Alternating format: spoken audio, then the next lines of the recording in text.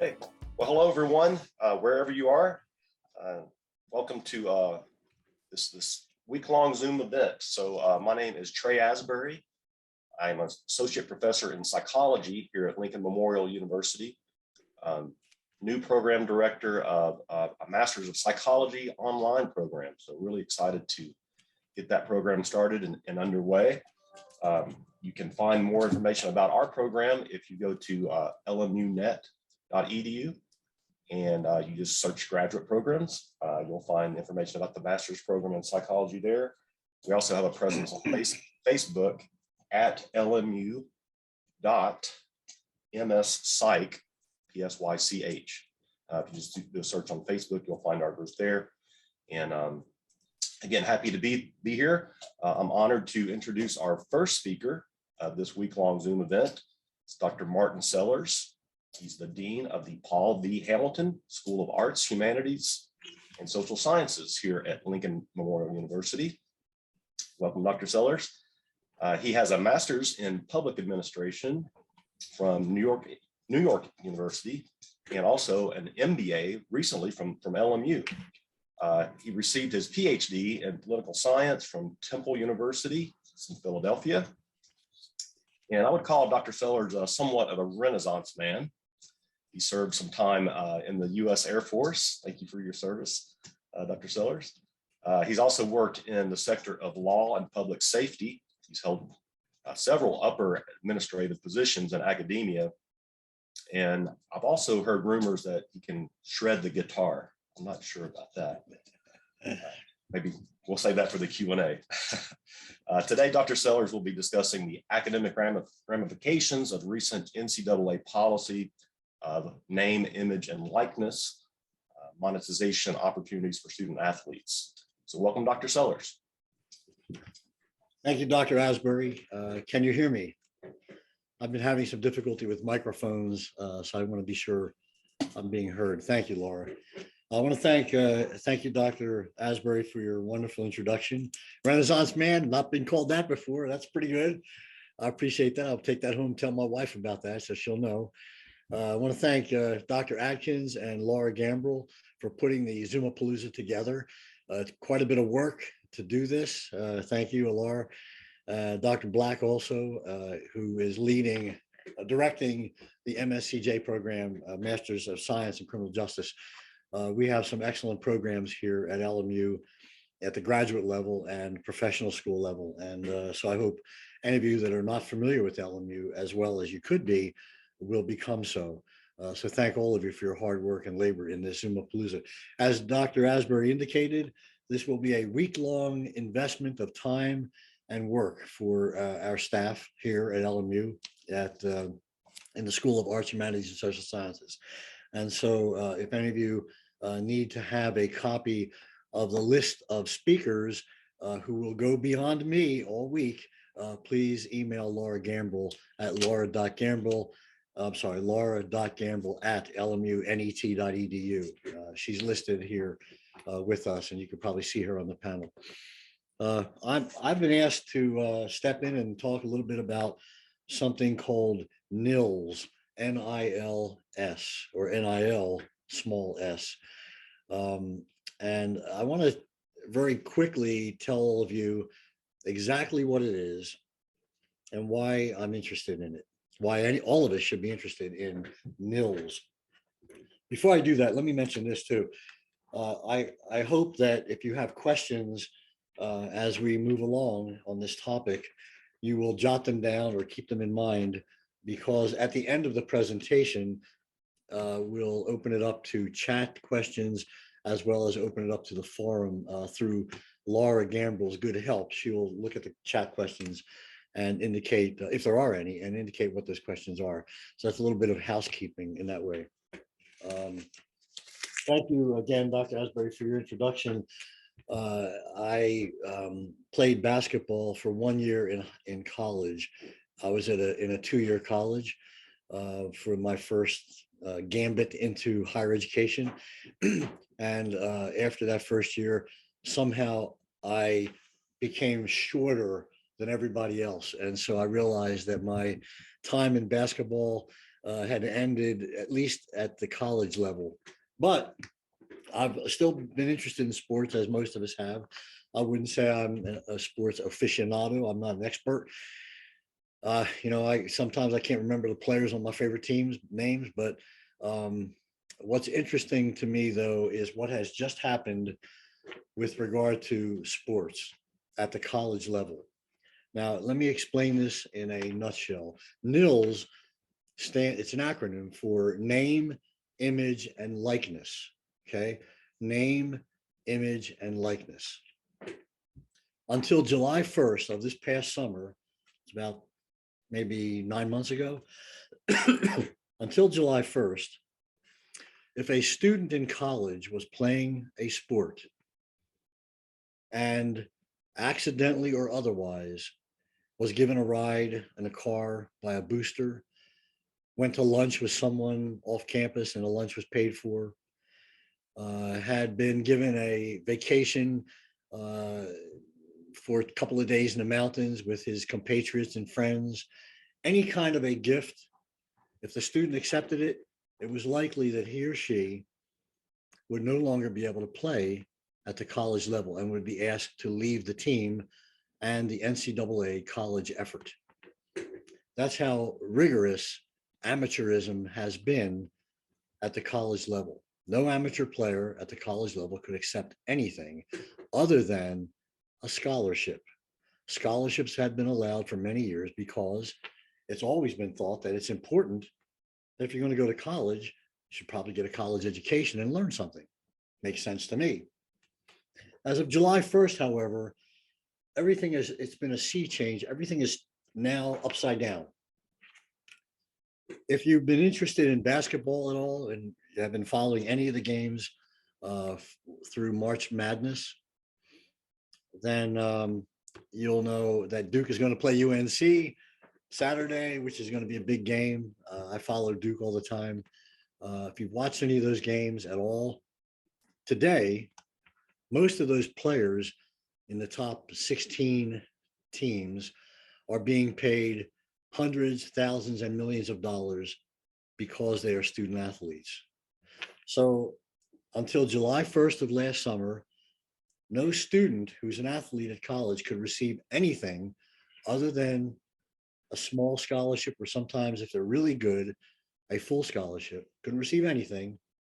And then after July 1, many students at the top tier schools and even Division II are receiving thousands and thousands and millions of dollars. How is this possible? And that's what my talk is about today. What's interesting to me as an academic is not so much that students receive money, or some of them will receive brand new cars and some will have restaurants named after them. The gamut is huge, which we'll talk about later. I'll explain some of this later. But what's more interesting to me, or of interest to me, is how this will affect students in the classroom. How will all this money that's going to be handed to students who are now in our classes, how will it affect their academic experience? That's what I'm interested in. Now, let me give you a quick scenario. Student athlete Smith in Dr. Seller's public administration class. This is a false scenario. I'm just making this up. This didn't happen, but it could.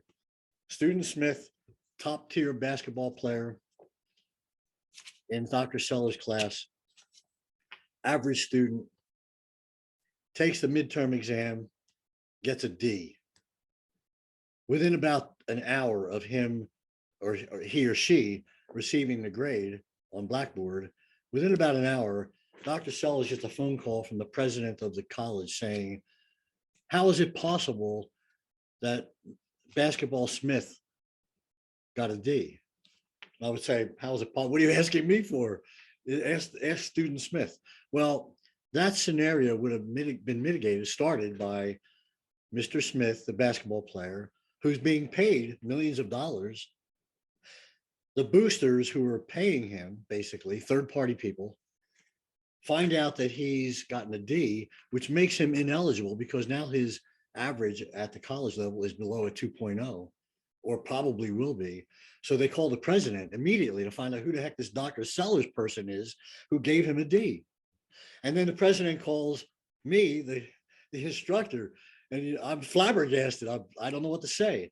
And then a meeting is called between the basketball coach, who, by the way, is being paid $7 million a year, and the president and several assistant basketball coaches, all of whom, by the way, are much taller than I am. I'm only 5'8", and multiple assistant staff people in a room with 30 seats. And Dr. Sellers is put at the front of the table as though he's on trial. And the student isn't even in the room. All right, so you get the idea of the scenario. That's probably the worst case possibility of that type of scenario.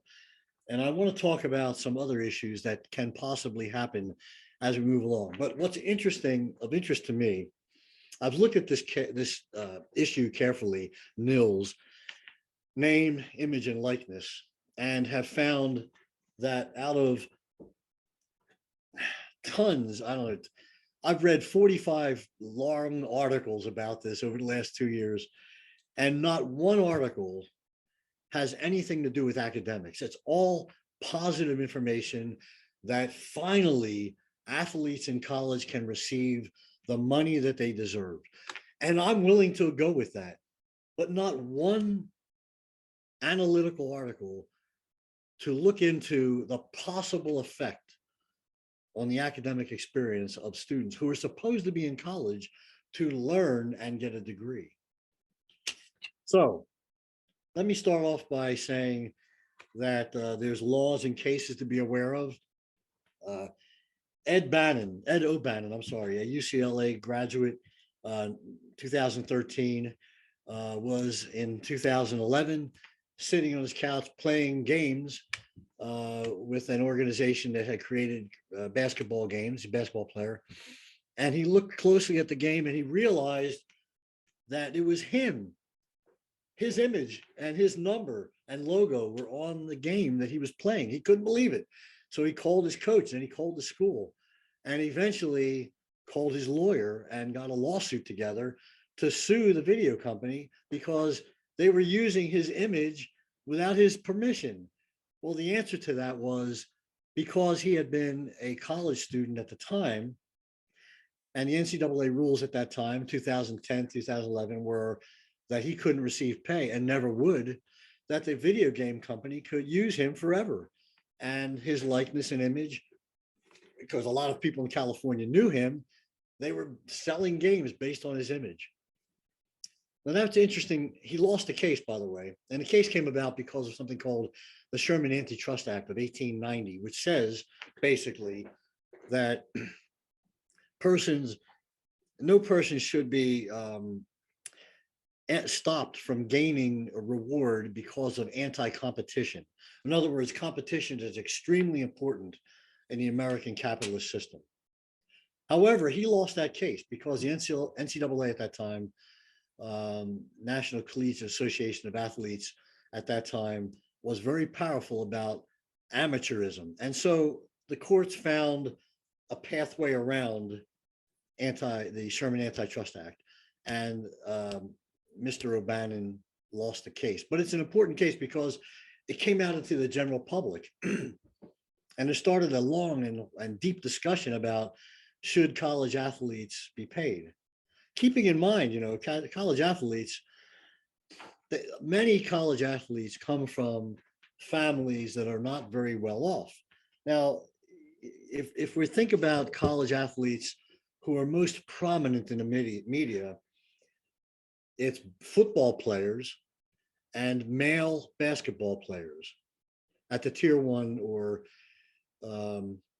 level 1 conferences and the big conferences, level 1 NCAA.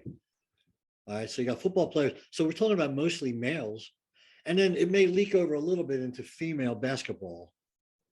But all of the other 30 or 40 sports typically don't have players that are being, and I'll give a caveat to that in a few minutes when I explain and give you some examples of some of the players. But these are students who are, many of whom are minority students, a lot of students coming from poor families. So if we think about that fact and the fact that some of our football coaches, who Kirby Smart, others, they're being paid $8, $9, $10 million a year because of Alabama and Georgia football teams doing so well. But the students get nothing. They get a scholarship, but they get none of that money. I mean, the argument it's a valid argument. The families. The other issue is a lot of students at the top tier level who are athletes, they take a great risk. It may be the last time they play. They can get hurt. We've seen this in college athletics. I've seen this in the final games in March Madness. Students get hurt. And so the risk they're taking at the college level is very high. Why should football team coaches and universities that are getting multi-billions of dollars from media, why should they get all that money? And then the families and the students who are taking great risk not get anything? Understandable. I understand this perfectly. But what I'm fearful about and concerned about is if these students are in college, and they are, what impact is this going to have? Will this all have on their academic experience? So the O'Bannon case was important. The Alston case, Sean Alston, West Virginia, running back, 2014, took his case to the court. It went to the Supreme Court, as a matter of fact. And from his case in 2021, Supreme Court finally heard it. They found that, in fact, now you got to remember, there were a couple of more conservative Supreme Court judges placed on the court since Donald Trump. So the court becoming more leaning toward conservatism or capitalism, if you will, which is fine. I'm not going to go into a whole discussion about loyalties to whatever political party one has or doesn't have, but that's the case, more conservative. That is the fact. They found that in fact, students in college student athletes should be treated the same way as anybody else with regard to the Sherman Antitrust Act. That if in fact they are being limited from competition or competing to receive funding in any way, it's unfair in terms of competition. So they found in favor of Sean Alston in 2021 in the spring, and said to the NCAA, students who are in college have every right to receive funding. If third parties want to fund them, that's fine. And so that's why, going back to what I said earlier, in July 1, of last summer, which is the beginning of the academic year for 2020-22, the NCAA renewed or revised its laws and regulations, if you will, its rules and requirements, and its constitution, and indicated that students can receive funding. In addition to that, and I want to make sure I touch base with other law that's out there. California had passed a law in 2019 called the Fair Pay to Play Act, which goes into effect 2023. They've remanded or changed that to have it go into effect immediately as of this summer. And 30 other states, as of February of this year, 2022, 30 other states also have laws now favoring students to receive funding from outside sources. So what can students do, student athletes? What can they do and what can they not do? Okay. And think of yourself as a football player, basketball player, maybe second, right after that might be volleyball, I think is the next. Think of yourself as an Olympian, right? We used to think students going to the Olympics, amateurs, they don't get paid, otherwise they can't go. Well, that's gone. Forget that. They can go and they can get paid ahead of time. They can get paid while they're in college.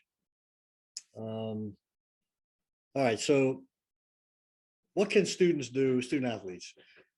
They now can receive money from outside sources, okay? If there's no state policy, then they can receive funding anyway. It's just all open. So if Billy's Barbecue here in Harrogate, Tennessee wants to fund a couple of our basketball players, I won't mention their names, but we have some terrific basketball, female and male basketball players, excellent. If Buddy's Barbecue wants to give them a car so that they can wear a little patch that says Buddy, or if they want to have the student's image up on a billboard on 25E out here in front of the college and pay them, give them a new car and pay them a couple $100 a month or something, fine. It's between the student and Buddy's Barbecue.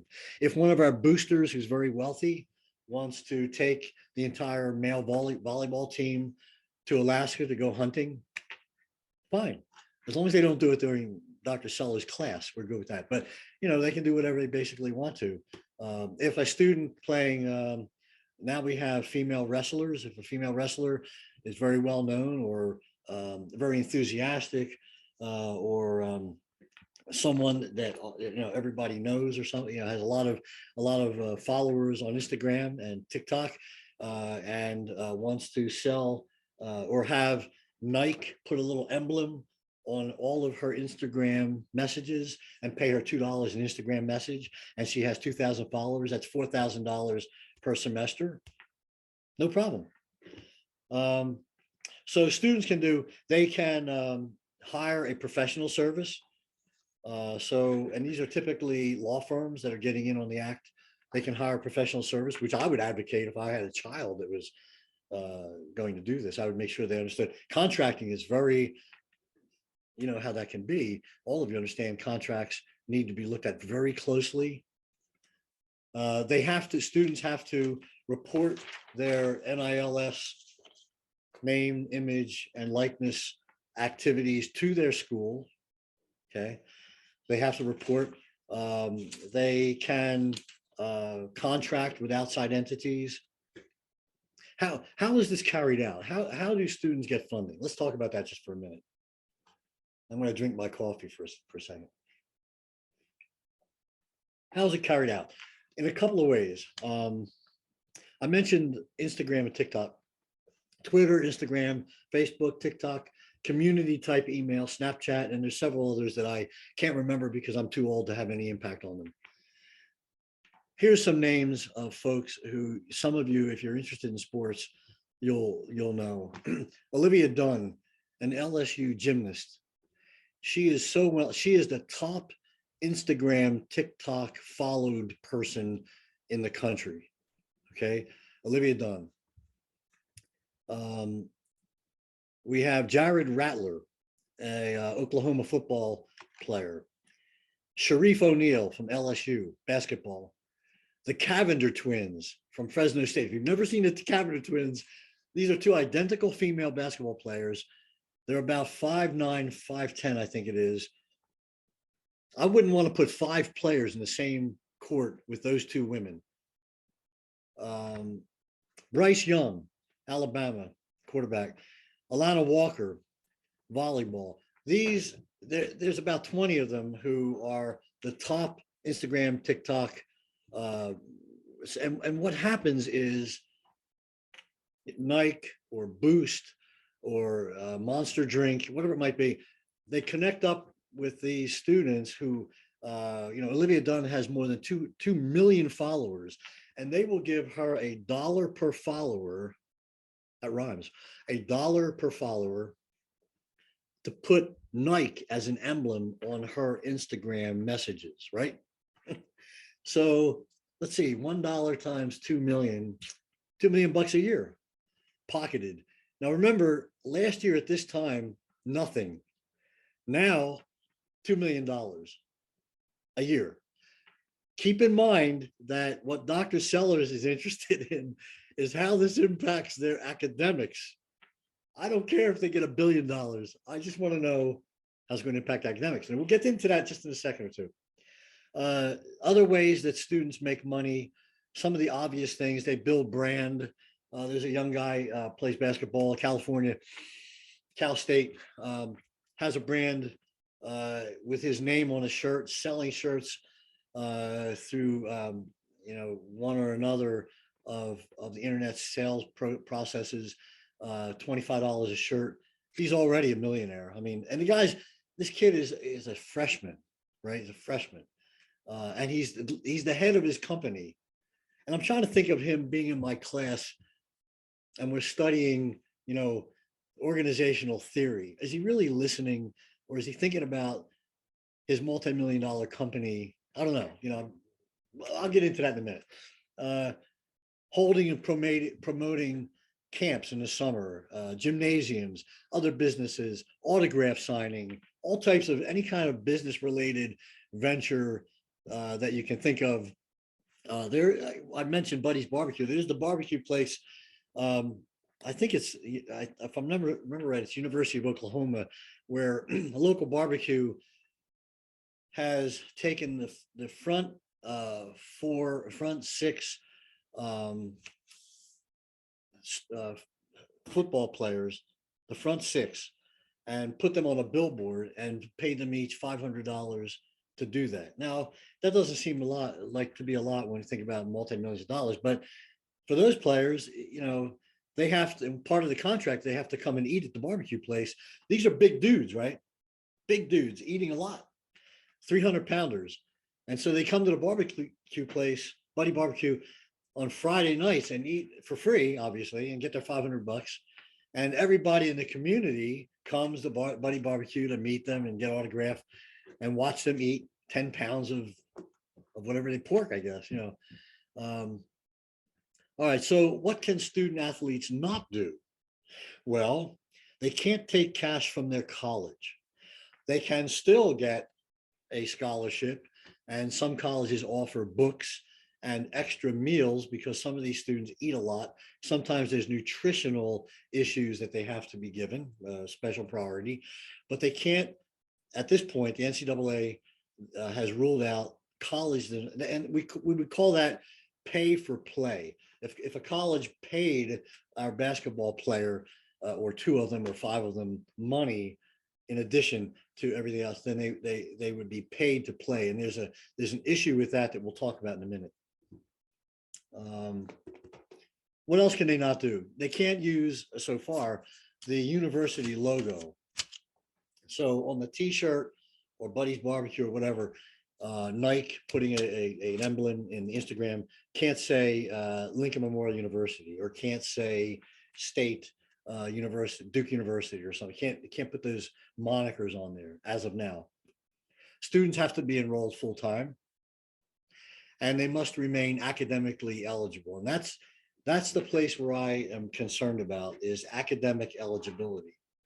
Now, I'm going to be very frank about this because I've been in the game of academics for more than 30 years, and I have taught many classes, as many of you have. And if you're a student, you've been in many classes. And I hope there's some student athletes in this Zoom to listen in, and some people who are nothing to do with academics. But in my experience, when I've had to give help to students who are not doing well, often it would be someone who's in athletics, primarily because their time is so bifurcated that it's I have great honor for student athletes. As I say, I was one for a year, but to do what they do, to be able to spend that time in practices and games on the road and so on, I don't know how, I know how they do it. They have to be extremely organized and account for their time in a very orderly way. And we have a lot of assistant coaches who monitor and so on, but still, I have experienced more student athletes having difficulties in my classes, undergraduate classes,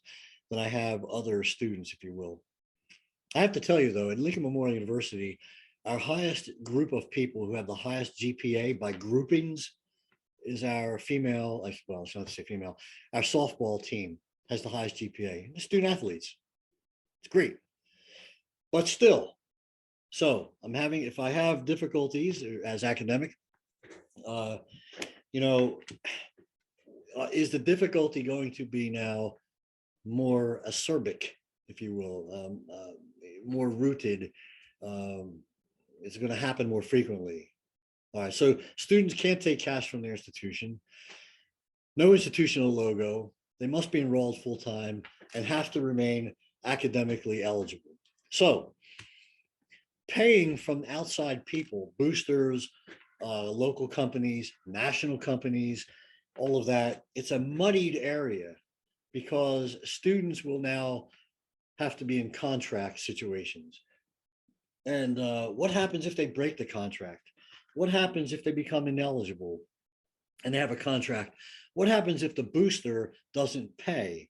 There's so many questions here that are unclear, and maybe they can't be cleared until cases come out into the court system and clarify some of these things. But one of the things I worry about is, what about pressures on coaches from student athletes? Hey man, you're not giving me enough starting. You're not giving me enough minutes in the game. Or, hey coach, you put me on the bench as sixth man. What's that all about? I got Nike over here paying me $2 million a year.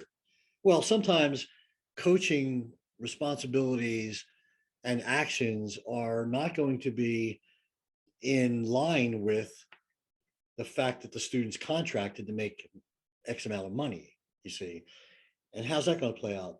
Or in my view, as an academic, worse is that phone call that I get from the president, or directly from a Nike lawyer that says, "This is Dr. Sellers. Yes, I understand you gave Mr. Smith, your top basketball player, a D on his paper. Do you realize what you've done?" And I say, "Of course I realize what I've done. I gave him a D on his paper because his paper was lousy." "Yes, but how do you qualify lousy? Can you send us immediately your syllabus, your paper guidelines, anything you've written to him on Facebook or Blackboard, all of his test records?" You see where this goes. It becomes, Dr. Sellers becomes the defendant rather than the student remaining a student and learning from his or her academic inexperience. You see. All right, so other hurdles to be overcome: gender inequity. I mentioned football, male basketball. Some female basketball will tilt in the direction of NILs, but most of there's going to be an inequity. I don't know what Title IX will do about this, because currently colleges are supposed to have some equity between number of female and male athletes, either by team or by numbers. And so, when you put a football team, LMU does not have Lincoln Memorial does not have a football team. But when you put a football team out there, then you got to find other athletic endeavors for females. And, it's going to be an issue that female athletes who are terrific in their sports, swimming, volleyball, whatever it might be, they're not going to get funded by Buddy's Barbecue the way that they feel they should. And there may be some issue with that. Students already receive tuition and books. Will the colleges that are giving tuition, scholarships, books, extra meals, and so on begin to take that away when the student starts to receive his or her thousands of dollars from the barbecue place, the local t-shirt place, the local trophy house, the local coffee shop, the national, are they going to take those away? And if they did, what impact will that have? And what does that say about university support for academics? Compensation impact on, if you know what EFC is in financial aid parlance, effective family contribution is something that's taken into account when students are determined the level of scholarship monies they get, or monies from the federal government. Will the money coming in from outside entities have an impact there? Also, other issues. What about some colleges are reaching down into the high school. They're reaching down at the 7th and 8th grade to get young students looking at their colleges. This is happening all across the country. So now a college with its boosters can reach down 7th, 8th, 9th grade and begin to convince parents that their college with their boosters and this amount of money is sitting there waiting. So is that the way to choose a college? I realize that in athletics, the recruitment process is already tinged and colored, if you will, in gray. We're not really clear on how, crime-free, if you will, questionably free the recruitment process is already. However, is that the way we can move forward with getting young people to look at college in an academic way? There's an issue there that's going to have to be addressed at some point. Then there's the whole issue of transferring of students from one state to another. All the states, I say 30 states and probably more by now, have different laws. The federal government does not have, all the states have different laws. So if a student athlete moves from California to New Jersey, from Oakland to Princeton, how is he or she going to negotiate the changes in contracts that the student has already been gotten used to with regard to will they not transfer? I mean, yeah, I want to go to Princeton. I'm really smart and be a doctor, and I want to move away from Timbuktu College in California. But now, gee, I better not transfer to Princeton or to North Carolina Duke or to LMU, one of the top universities in the country. I better not transfer because I'll lose that money. Is that you see that now that's going to be another thought point, you see. All right, so let me see. Issues not being discussed. I mentioned a few of them already. Exploitation of students. I just have no idea what that means even. I mean, I can think of 1,000 things that could mean. Let's just leave that as it is. You can run through that. I only have about 9 or 10 minutes left. I need to get through this. Diminishing motivation of students academically. I can imagine. I mean, maybe I don't have enough faith in students, but I was one once, and I remember being 19 years old and in college. And if somebody gave me a new car to drive, and I had to take Dr. Seller's midterm test tomorrow, or drive that new car and party, it'd be a tough one. I'd probably gather up 3 or 4 or 5, 6 buddies, jump in the back of that new Cadillac, and hit the road. And I think, well, I get back by 10 o'clock and study for that test, and then around 1 o'clock, I get back, and well, I'll just have to hope I remember. I can see that diminishing motivation. There's also a social wedge that I wanted to mention on the team itself. You have 12 or 15 basketball players, and 2 or 3 are surgically, impacted on. I shouldn't say surgically. That sounds terrible. 2 or 3 are targeted for monies, local, state, national companies. What about the rest of the team? How do they feel about it? Is there going to be a wedge that's hammered into the team experience when some athletes and others do not receive? How's that going to work? And so how does ethics play a role too? What are the ethical responsibilities of the university, the faculty, when it comes to the role or the input of these companies? We have something called FERPA, which is it's a law that we're not supposed to discuss grades or other academic information with outside parties who haven't signed a document allowing them to be to hear. But that document can be signed, and then lawyers from a company can certainly find out. And will that information be posted? I mean, if Dr. Sellers gives a D on a paper to somebody, all of a sudden the newspapers the next day blast that out there. The students' grades, Dr. Sellers, what a terrible professor giving a D. Nike trying to help this poor family in the Appalachia, but they can't give them any more money because now academic. I can just see this thing exploding. And what's that going to mean? And here's another thing. Just remember, what about the student's reputation over time? What if he or she hooks up with something there's a company out there called Barstools Incorporated. It's a sports company that sells sports equipment, sports t-shirts and so on, Barstools.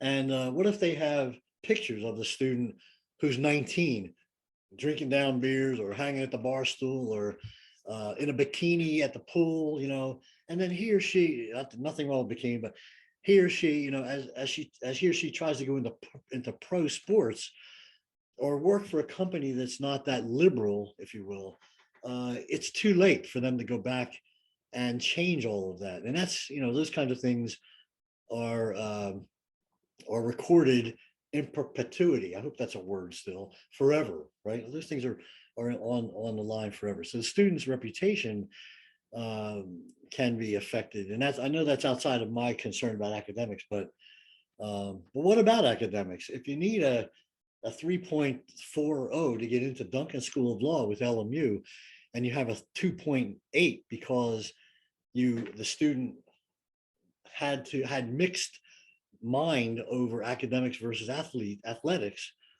He or she who could have been a terrific lawyer, the old adage, he or she could have cured cancer, could have helped accident victims, could have become a great lawyer, could have been a great teacher, a great professor, but they didn't do so. Why? Because they received a couple of $1 million so they could put a logo on TikTok.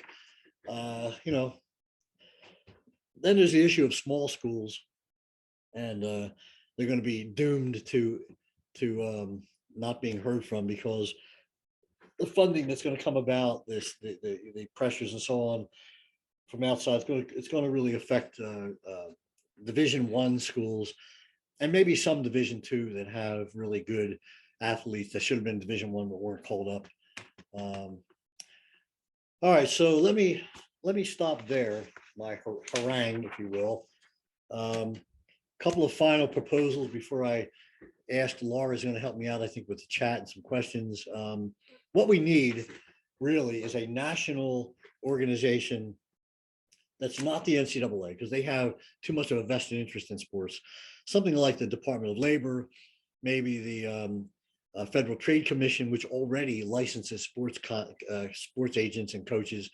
The Department of Education, some what I would hope to be unbiased agency needs to have a set of rules that oversees all of this so that students aren't harmed and businesses aren't harmed through contract issues, and schools, and that there's a focus continued on academics for those who come to college. I mean, if they're coming to college, it shouldn't be to play ball. It should be to learn. And while I'm here, I'll play ball. That's me. I mean, maybe I'm wrong, but that's what amateurism, which doesn't mean anything any longer, that's what it's supposed to mean. All right, so let me stop here. I've got another 2 hours worth of discussion, but I won't bore you to death. Let's see, Laura, I think you're on here. Do you want to voice a couple of questions? Or Trey, either one. Yes, sir. Yes. Thank you, Dr. Sellers. Really interesting presentation there and discussion. Thank you. So, I think what we probably makes the most sense to do is to take a look at the chat. There's been several questions while you've been talking, Dr. Sellers, in the chat. And so I'll open that up.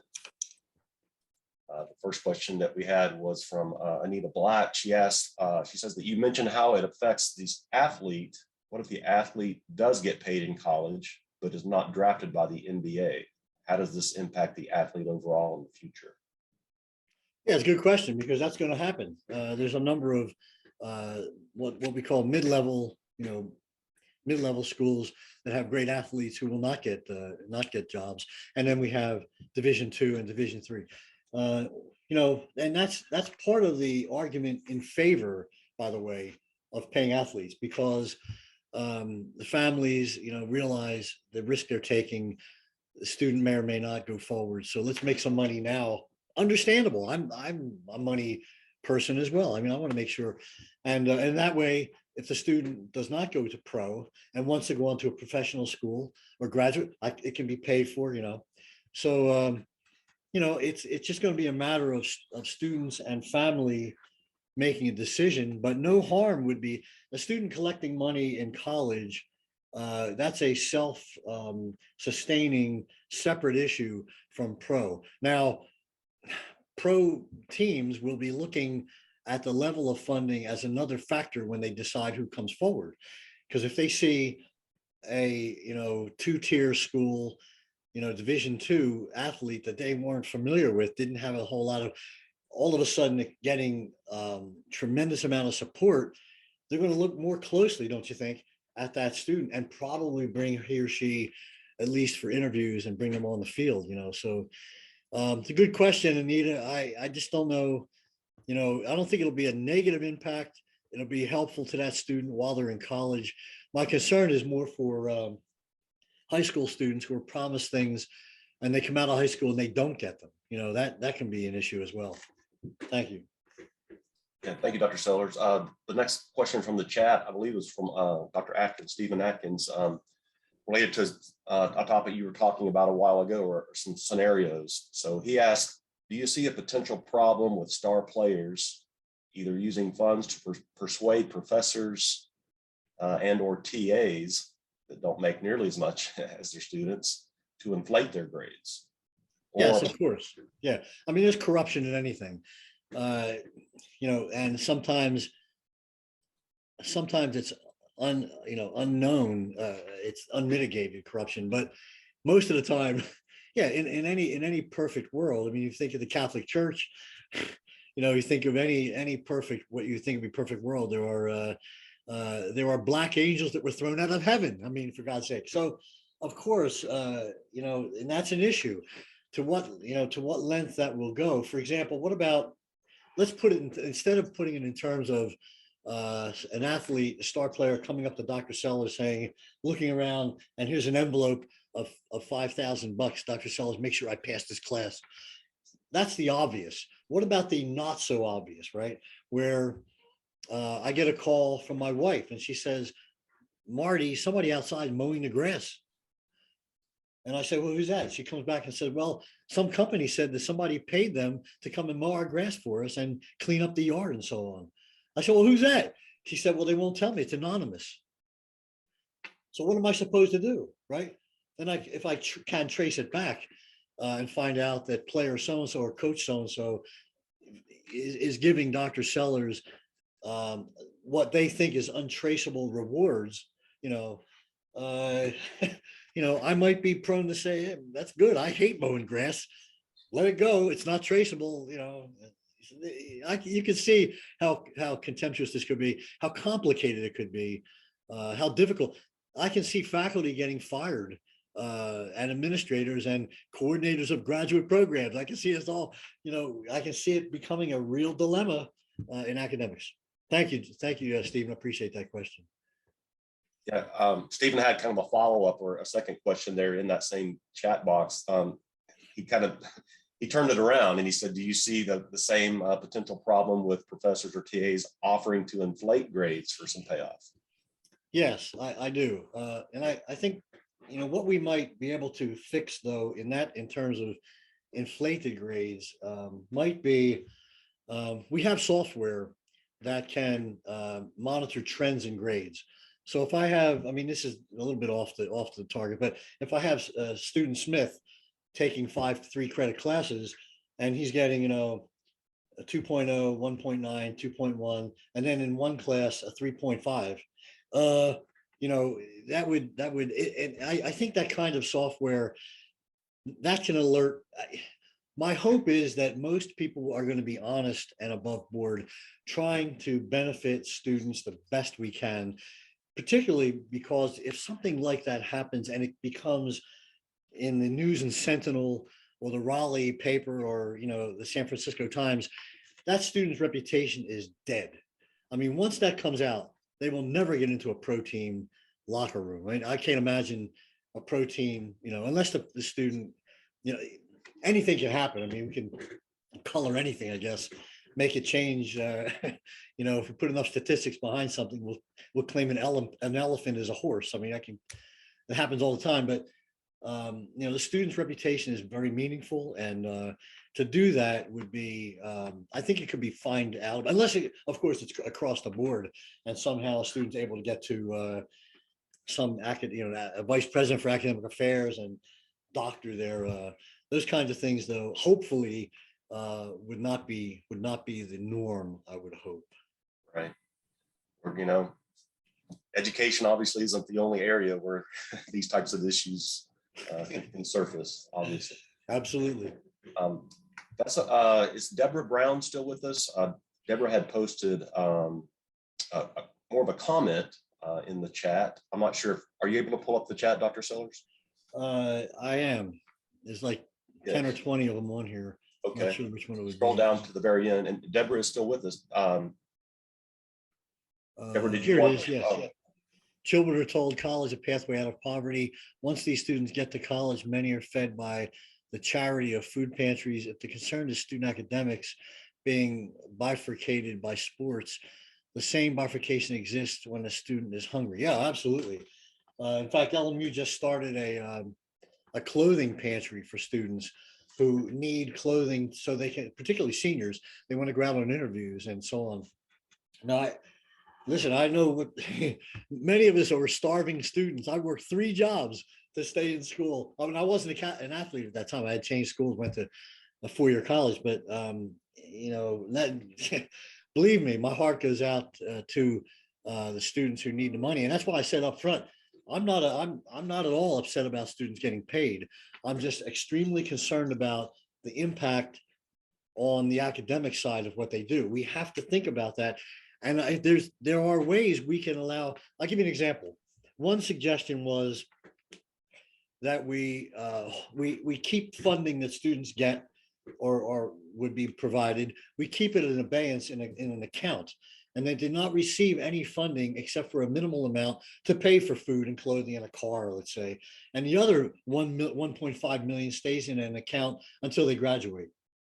That's not like, in other words, it's not to say they would have to graduate to get it, but at some point when they graduate or leave, they would have, this thing. There's also the idea of a team contract that no one third party can give to a particular student. They have to give to a team.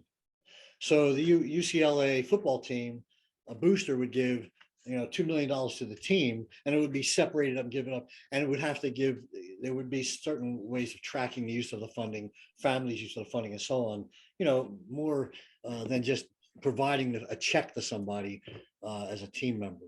So no, I agree wholeheartedly. As I said earlier, I'm not against funding students. These college coaches, they get millions and millions, and I don't know, maybe they're worth it, I guess. I'm just a lowly academic making my little bit of funding, and maybe I'm just jealous. I'm, green with envy. Is that what it is? But when it comes to student players who are bringing in that funding, and the college and the coaches, not everywhere, but many places are receiving that, it's just an unfair thing, an unfair, and it just smacks of unfairness for the students who are doing the work to not get anything. But again, how's that affect academics? No one is looking at it as far as I can tell. I've even had Rachel Moats, who is our excellent librarian, look for articles, can't find anything about academics. So thank you for the question. That's a good question. So next question is from Anita Black. She asked, is it a bad thing that a student stays in college because of the money? No, I don't think so. I don't think it's any purpose behind staying in college. I remember staying in college because of the money I figured I would get when I graduated. I mean, is that the difference? No, I don't see it as a difference. Maybe somebody else does. But, I realized when I came out of the military, I look back on it, how dumb I was. I worked for a plumber for the summer.